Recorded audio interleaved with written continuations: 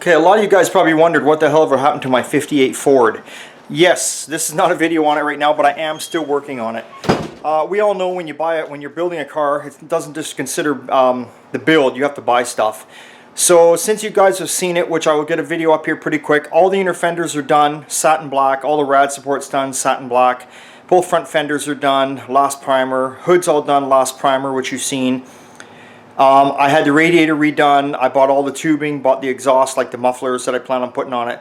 So I haven't started the body itself yet, but all the other stuff is done. I'll give you an update on that. It'll be coming up pretty soon. Nowhere near did I get it when I wanted it to. I wanted to have it on the road for June. Now I'm pushing for September. But the shop's just so busy that usually, you know, the customers always get ahead of me here, and that's just the way it is. And I will try my hardest to have it done for September. I kind of want to have it done because I like to get it done and finished and get it up for sale, and then take that money and spend it on the shop. I want to. It's time to start upgrading the shop. We need more room. We need to get things tidied up around here a bit. But anyway, I'm going to show you what's going on. The Pontiac, Dean's Pontiac. We got the floorboards all underneath painted. Dean wanted to paint the floorboards underneath. The color of the car was going outside, so we got that done, and that's about it. So let's take. Oh, excuse me, guys. Let's take a look. Actually, before anything, you see we got this little 27T here. If you go back on my videos, around a year ago, this guy rolled in. He was just driving by. He rolled in. I videotaped him as he came walking in. Then I shut the tape off.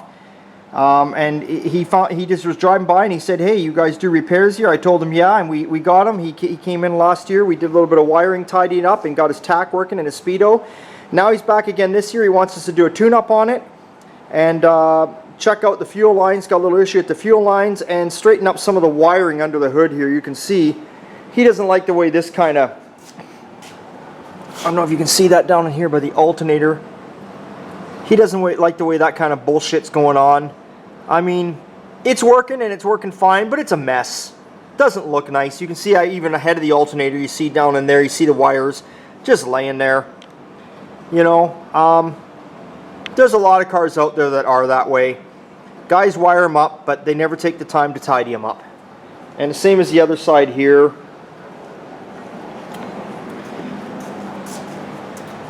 Right down low in here, if you can see that. It's just a big clump of wires, you know. Just all just wrapped up in electrical tape. If it ain't electrical tape, they grab hold of duct tape. But yeah, he's got a little 302 in here. He cruises all over town. He drives this car lots. I see him drive it all the time. Actually, the day he drove it in here on that video, if you look it back up like I was telling you a year ago, he was driving it through here, through the mud puddles and everything I had in the driveway. He said that's what you build cars for, is to drive them. You don't build them to sit around. He didn't care, so this is a good guy here. He's driving this thing. He's having fun with it. That's what it's supposed to be all about. You build your dream car. You don't build it to leave it sit in the garage and stare at it. You build it to get out and get on the road and put some miles on it. Get a few bumps, a few scars, have some fun, have some stories, memories. Let the car tell a tale on its own. So there he's got going on. Now he's got some flames on the outside of the body, and someone did some stitching and did the flames up through the seat here too, where you sit, as you can see that. Well, it looks like it's a fun little car.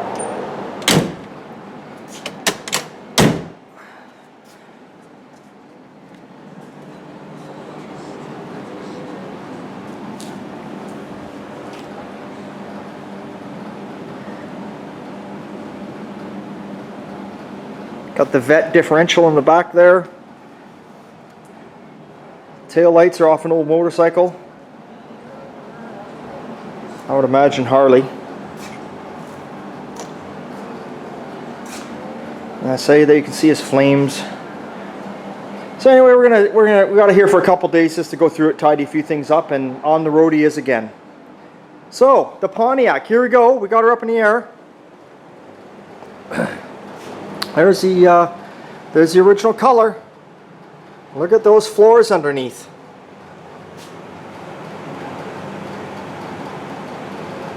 My God. Now what we did on this car underneath was Dean Now a lot of people, I should get ahead of myself here. A lot of people, when they're going like an original color like this, just a no pearl, no metallic, just a solid color, as you would say. A lot of people would just do it in single stage. They wouldn't go base coat, clear coat. It's pretty hard to see the difference. I mean, you do see the difference, but you know, it's pretty hard.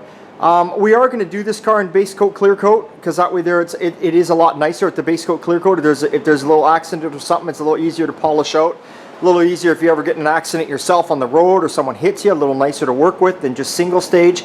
But what I'm getting at here is what we did underneath the body of this car, we just sprayed it in single stage. This is not base coat, clear coat.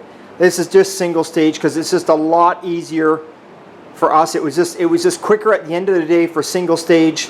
You know, spray it on, walk away, you're done. Where the base coat, you have to do the base, you know, wait a little bit, then do your clear coat. And, you know, I mean, we didn't want to get that carried away with it. I told Dean what I was going to do. I said, are you okay with me just putting single stage, or I should say Dave, put in single stage underneath it? And he was like, no, that's fine. He goes, I just wanted, he said, to look like it rolled out of the factory. Well, I think this is looking a little damn better than out of the factory. So, I personally would have painted it black. I know Dean's out there watching this video. Probably all you guys are saying, why do you paint everything black underneath?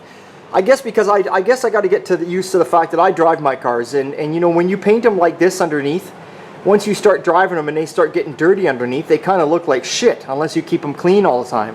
And my own personal cars, I just texture spray them, and then I paint them with either a satin black or a gloss black underneath, and I just hose them off once a month underneath, and that's it. I don't get under there and scrub them and wash them down with a rag or nothing.